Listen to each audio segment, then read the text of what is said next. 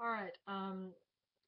Ended by talking about a contrast that I wanted to make between Maria's attitude of acceptance of death in the play, and how that somehow is quite Irish, in particular with fishing villages along the coast of Ireland, where so many of the men would die at sea as part of the hazards of being fishermen.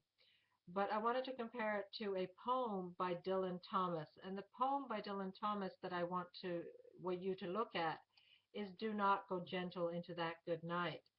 It begins like this: Do not go gentle into that good night. Old age should burn and rave at close of day. Rage, rage against the dying of the light. And if you look at that poem, what is it saying? Well, the good night obviously is death, but it says don't go gentle into that good night. And it says old age should burn and rave at close of day.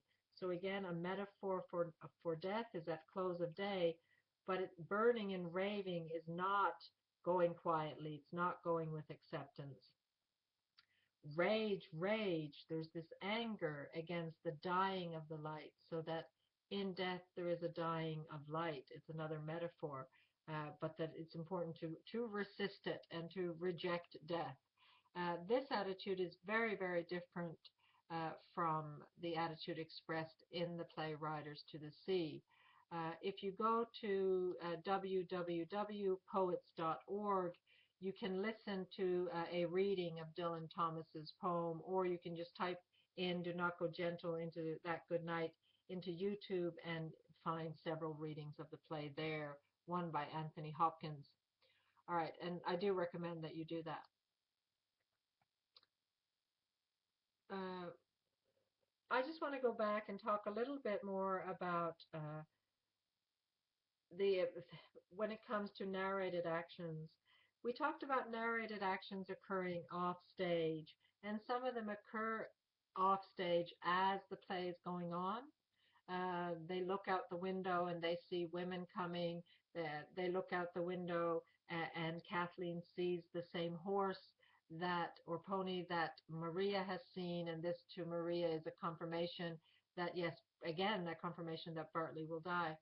But some of it is also narrated action, but it's flashbacks. It's not occurring simultaneously. It has occurred before. And one of the important sequences that has occurred before is when Maria in the play talks about the fact that she has buried her husband and she has buried 5 other sons.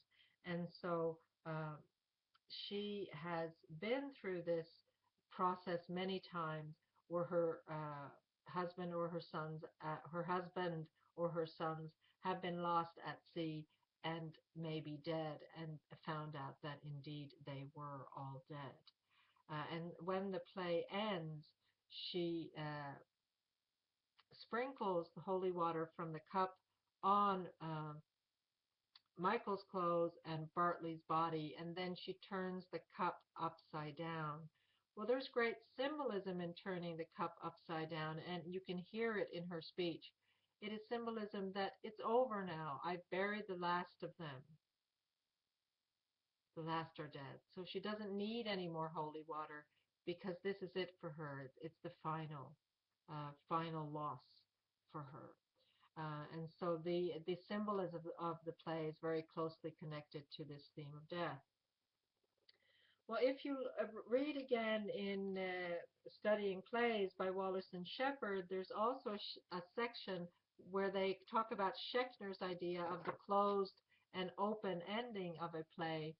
And if uh, if we put Maria against Michael and Michael's fate, it is closed because she finds out that he's dead. If we put Maria against Bartley's death, it is or Bartley, it is closed again because he's dead at the end of the play. But Wallace and Shepard talk about a ghost action, talk about something that happens alongside the main action. And one of the things that happens alongside this main action is that we see that it is not one question about death in relation to the sea. It is not two questions, but it is this repeated experience that she's had. And the repetition factor makes it very important. And so is the antagonist, which is not an opponent, not a villain, but is the antagonist the one that Maria needs resolution with? Is it really the fate of her sons, or is she actually fighting and struggling with both Ball and Wallace and Shepard talk about the importance of the obstacle, the conflict, the dramatic conflict, and how that Wallace and Shepard talk about how that dramatic conflict is in the dialogue of the play, and so does David Ball. And the dialogue of the play is this repeated pattern of death that this family has experienced, that this mother has experienced. And so one way of looking at it is that her main opponent is not her sons, or her main antagonist is not her sons, but is actually the sea or death. And this is not finally resolved in the play because the sea is not satisfied. She will say, "We must be satisfied," but the sea is not. And the Irish audience that would watch this play would know that. Okay, I'm going to stop here, and then I will do one more of these, and then we'll be done.